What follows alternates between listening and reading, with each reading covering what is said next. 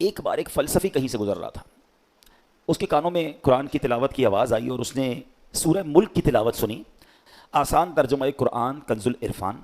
तुम फरमाओ भला देखो तो, अगर सुबह को तुम्हारा पानी ज़मीन में धंसा दिया जाए। अस्सलाम वालेकुम वरहमतुल्लाहि वबरकातुहू। उम्मीद है आप सब खैरियत से होंगे।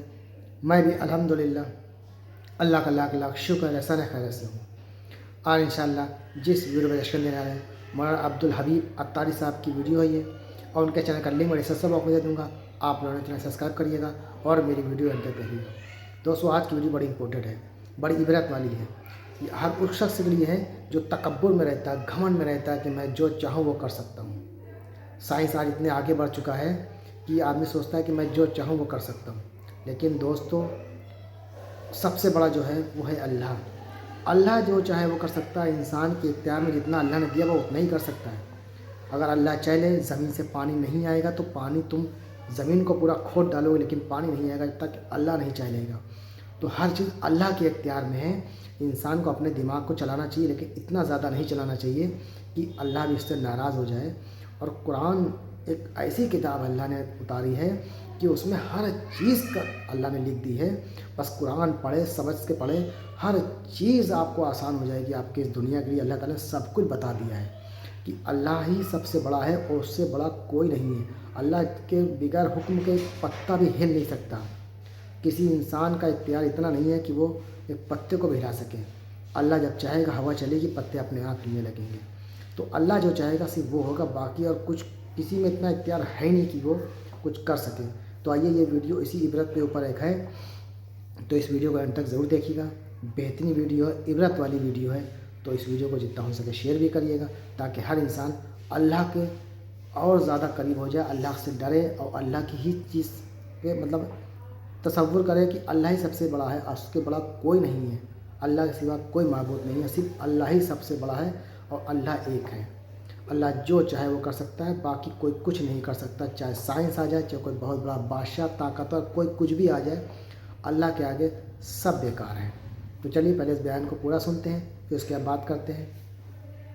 एक बार एक फ़लसफ़ी कहीं से गुज़र रहा था। उसके कानों में कुरान की तिलावत की आवाज़ आई और उसने सूरह मुल्क की तिलावत सुनी।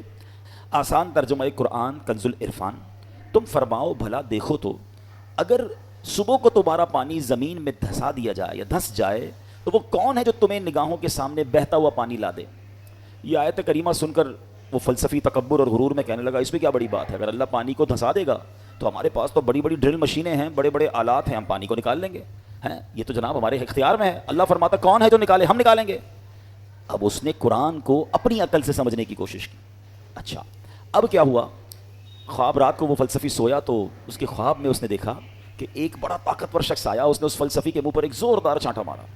जब चांटा मारा तो उसकी दोनों आंखें बाहर आ गईं और हमारी आंखों में नूर का एक एक कतरा होता है, दोनों आंखों में एक एक कतरा होता है जिससे हम देखते हैं, पानी, आंखों का पानी जिसको अब कहा जाता है। वो दोनों पानी ज़मीन पर गिरे, कतरे ज़मीन पर गिरकर खुश्क हो गए। ख्वाब में ये सब कुछ हुआ है। ख्वाब में आने वाले शख्स ने कहा कि ऐ बदनसीब, अगर तू वाकई कुदाल और फावड़े और साइंसी आलात से ज़मीन में गया हुआ पानी निकाल सकता है तो अपनी इन दोनों आंखों से निकले हुए जो कतरे हैं उसको पानी को निकाल के दिखा। सुबह हुई तो उसकी आंखें फूटी हुई थी, आंखों में बहुत दर्द था, नज़र कुछ नहीं आ रहा था, और उसका वो जो सारा नशा था, सारा गुरूर था, वो भी उतर चुका था कि हर चीज़ अपने दिमाग से फ़ैसला नहीं की जाती। अल्लाह के अहकाम हैं तो हमारा काम उस पर अमल करना है, उस पर यकीन करना है, उसे फॉलो करना है। कुरान में ऐसे ऐसे ख़जाने हैं कि आप देख रहे हैं, अगर जो मुसलसल जुम्मे का बयान सुन रहे हैं तो हम रोज़ाना ही हर जुम्मे को कुरान की कुछ आयतें बयान करते हैं, उसका मैसेज लेते हैं, उससे बरकतें लेने की कोशिश करते हैं।